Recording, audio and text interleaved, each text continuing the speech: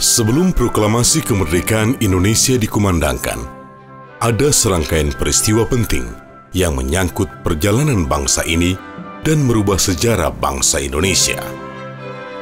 Pada tanggal 14 Agustus 1945, pasukan Jepang menyerah tanpa syarat kepada sekutu. Berita ini diketahui oleh kalangan pemuda bangsa Indonesia di Bandung melalui siaran berita radio BBC London pada tanggal 15 Agustus 1945. Pada kesempatan itu juga, Insinyur Soekarno dan Dr. Andes Muhammad Hatta baru kembali ke tanah air setelah memenuhi panggilan Panglima Jepang untuk Asia Tenggara, yaitu Marsekal Terauchi di Saigon, Vietnam. Dari sinilah terjadi pro dan kontra tentang proklamasi kemerdekaan Indonesia.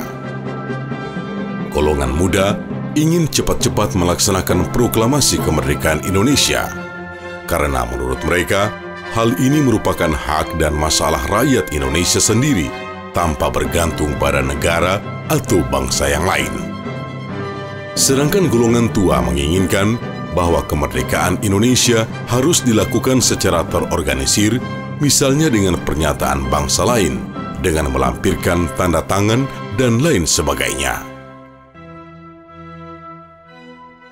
Perbedaan pendapat ini membuat golongan muda melakukan penculikan yang dilakukan oleh sejumlah pemuda yang dikomandani oleh Sukarni, Wikana, dan Hairil Saleh dari perkumpulan Menteng 31 untuk membawa Soekarno-Hatta yang termasuk golongan tua menuju ke Rengas Dengklok, tempat yang jauh dari Jalan Raya Jakarta Cirebon pada tanggal 16 Agustus 1945. Hal ini dilakukan agar mereka jauh dari pengaruh pemerintah pendudukan Jepang.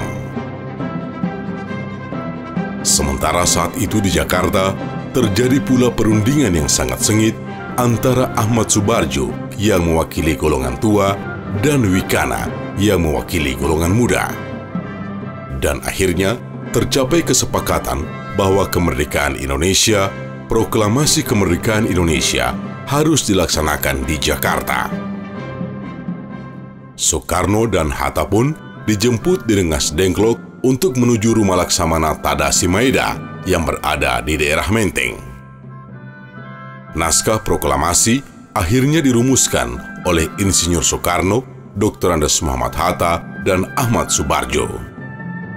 Banyak pertimbangan sebelum tercapai kata sepakat mengenai kepastian isi dan redaksional teks proklamasi. Setelah disepakati, selanjutnya Sayyidu Melik yang mengetik sesuai dengan naskah yang telah mengalami perubahan yang akhirnya disepakati tersebut. Penyusunan teks berlangsung hingga dini hari pada tanggal 17 Agustus 1945.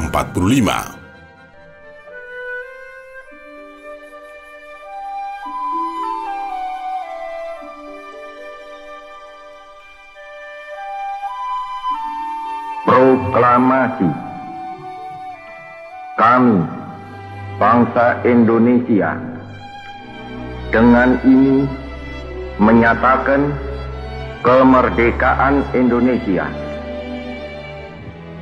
Hal-hal yang mengenai pemindahan kekuasaan dan lain-lain diselenggarakan dengan cara saksama dan dalam tempo yang sesingkat-singkatnya.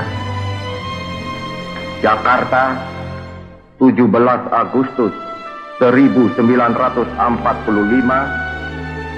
atas nama bangsa Indonesia, Soekarno, Hatta.